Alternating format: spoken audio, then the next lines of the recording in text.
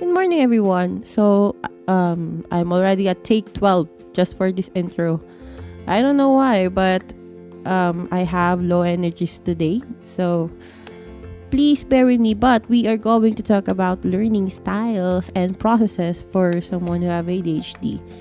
The techniques that I am going to talk about here are some personal strategies of mine, and I hope this will be able to help you. But a little disclaimer though, this might work or this might not work, but I think you will be able to learn a thing or two.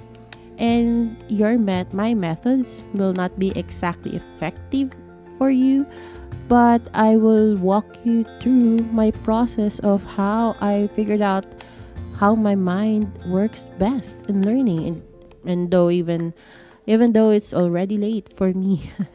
I'm already like, in my late 20s when I figured out how my brain works. But it's, it's better late than never. So this podcast is, sorry for the stutter. This podcast is for the students out there, or even a college student, or if you're somebody who wants to change profession and you need to learn new concepts or new theories. I hope this podcast will be able to help you maximize your strength.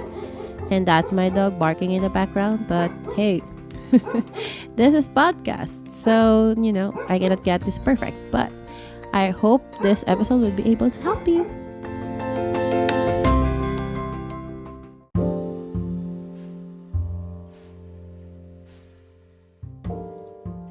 So, ayun na nga. Madalas akong makakita ng mga posts sa Facebook group natin, Adulting with ADHD.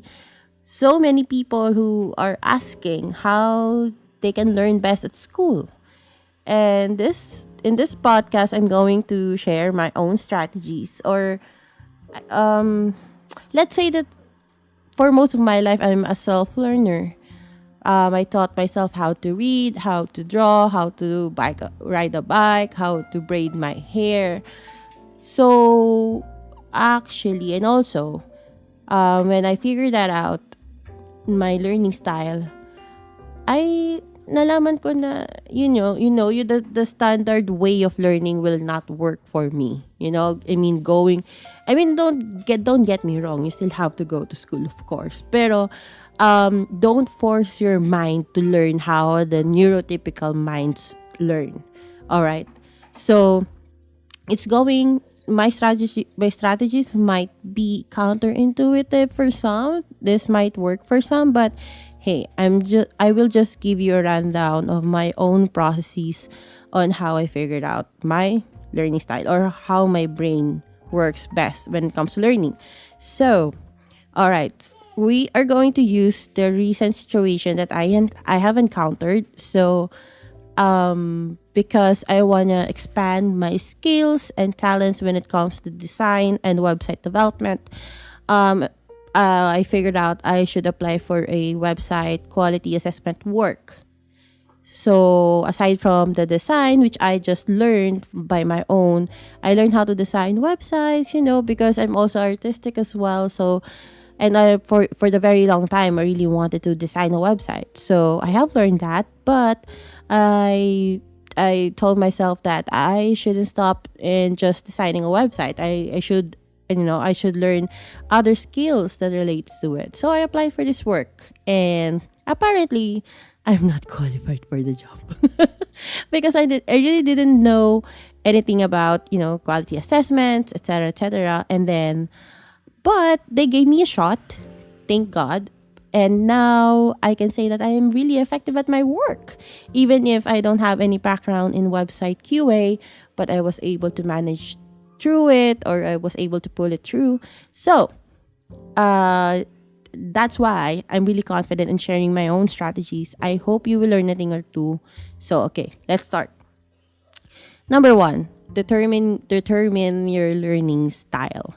What do I mean by learning style? So, this is more of a, you need to self-assess, you need to reflect. How do you learn best? There are people who learn best through visual. For me, I'm more of a visual person. So I learn best, or I understand things visually. That's why when I was trying to learn website QA, what I did is I just observed, or I just, I listened, I absorbed, I observed how they do things, how they do website QA, or what are the things I should look for. So I kind of, have to watch basically. So how does this apply for the students out there? So actually, we are living in a very good time wherein resources are readily available on the internet. So as long as you have YouTube, you have internet, you can just open YouTube and just watch anything, any resources that relates to what you have to learn. So if you're, for example, if you're a nursing student and you're studying pharmacology, so it's best if you're gonna watch, videos related to it in YouTube. Just watch, don't learn, don't try to learn first. That's how you would, set up yourself for failure. Don't try to learn first, learn or determine first what is your learning style. So all right, so there's this visual, there are people who learns best through auditory senses. What do I mean by that? Maybe you can, listen to a podcast like this, or you can also listen through YouTube, or you can record your classes and just listen to them after. So if you are the person, or if you are the type of person who retains information easily via auditory senses, then it's good for you to utilize your strength and, develop materials that will entice your auditory senses. So that's, in a form of recording your professor's lecture, or, hearing through a podcast, or, listening, not hearing, sorry, listening through YouTube, podcast, everything. Google is already an open source. You should just familiarize yourself. So yeah, auditory. And also there's reading and writing, in which I think I'm also a bit of a reading and writing person. But I'm not really a fan of rewriting my notes, or writing your reviewers. I'm not really a fan of rewriting what I just wrote, because it's a waste of time, and I cannot multifocus. I cannot learn and write at the same time. Though, I retain information also when reading.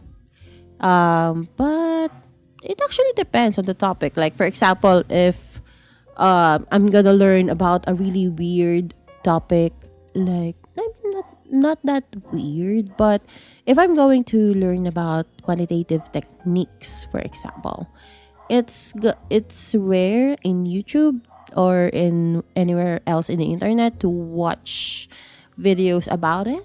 So I'd rather read about it. But yeah, I mean, not all of people are really good in, absorbing what they have read. So that's one. That's the third one. So last is kinesthetic. These are the people who have the talent to dance or into sports, because they are the people who learn best when they are using their whole body to do it or to learn it. For example, if you want to learn math and you're a kinesthetic learner, what you want to do is you should practice formula or mathematical equation solving in a blackboard or in a whiteboard. You have to use your whole body to learn. However, I have a limited example in mind for people who learns best through kinesthetic when they are trying to learn science. Oh, no, actually for science, when they're doing laboratory experiments, that can be one thing. They learn best when they do it. I think the working premise here is they learn as they go. So when they move, or when they act on what they have learned, they absorb the information best. So that's point number 1, determine your learning style. Number 2, observe. All right, this is gonna be very hard for us to observe, but we don't have the same context in mind. All right, so when you observe, what I was trying to say here is try to watch videos. Just try. I mean, for example, if you're trying to learn automotive, just observe what they're doing. Don't try to learn. Okay, at this point, don't try to learn what you are seeing. You need to familiarize yourself with what you have to study. You have to build that context in your mind. Like for example, if you are learning automotive, you will just observe how they do it. All right, what tools are they using, or how they can tell that if a machine needs repair, or how the engineers do about when, let's say, a machine runs out of fuel, and I don't know what I'm talking about anymore, but you get what I mean. So observe. Just observe. Don't try to learn anything without judgment, all right? Don't assess right away your capability to absorb what you are seeing. Just familiarize your mind, just familiarize with what you're studying, and to give your brain the context of what it should learn in the coming days. All right. So if you're gonna ask me, how about reading in advance before going to class? That is actually some counterintuitive for some. I have learned that when I do my advanced reading, the more that I don't concentrate on my class because I already know what the professor is saying, yada yada yada. However, if I don't read before class, that's when I am forced to listen.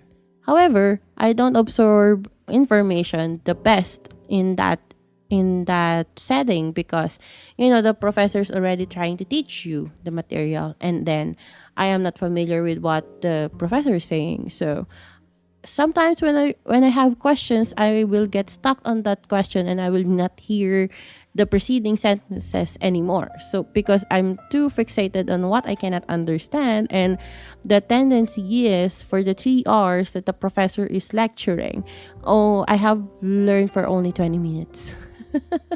So what should I do?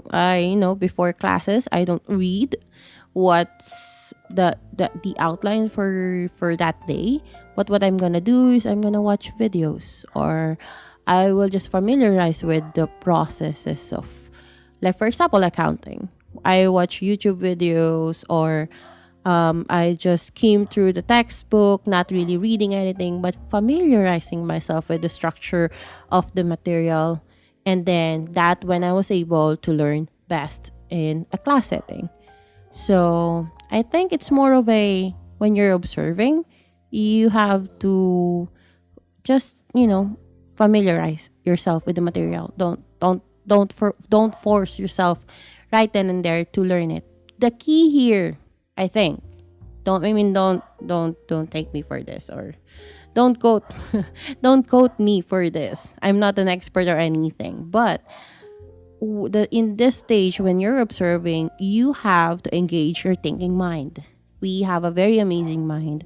We have a very amazing way how we can absorb information. So the outcome that we want here when you're observing is you are engaging your imagination, your thinking mind, because ADHD people are known for having a very good imagination. So use it to your advantage.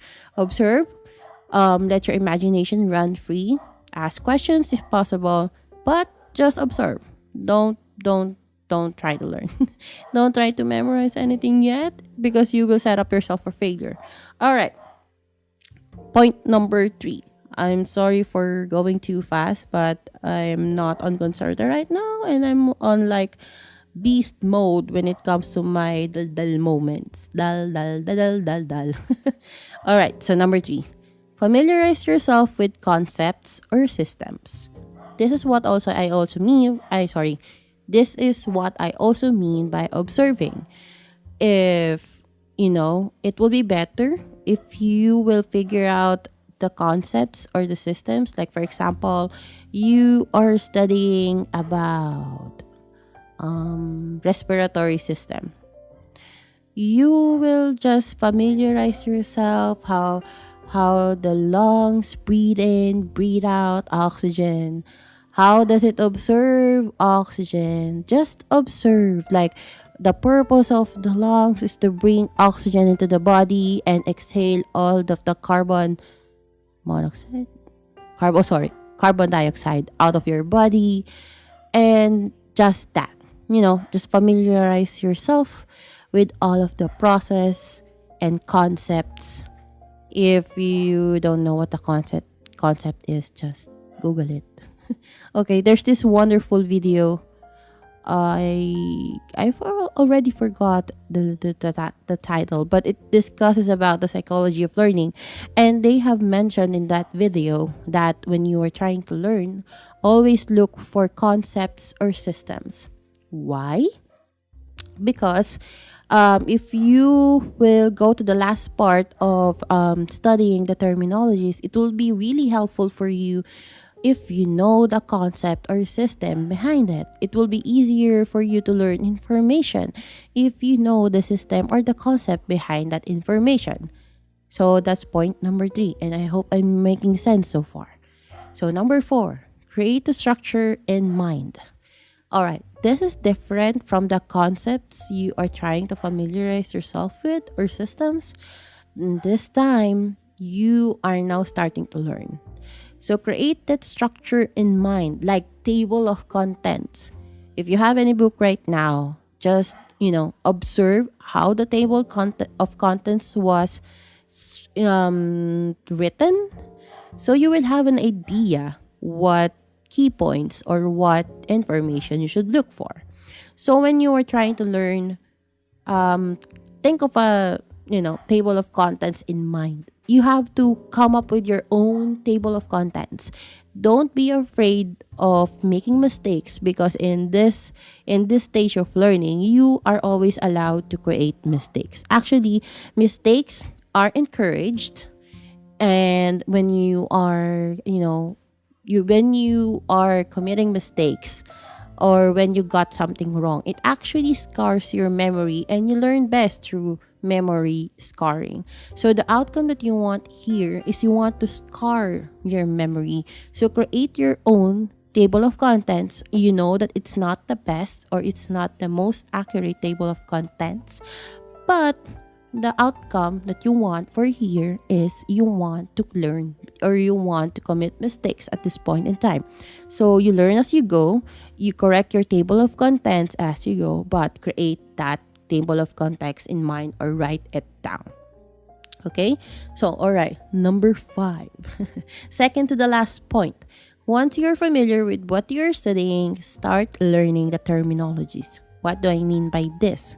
So remember, for the exams, there's identification type of exam. This is where you should learn the terminologies, baby. So, once you are familiar with the processes or the systems and the concepts, you have already watched a lot of videos in YouTube.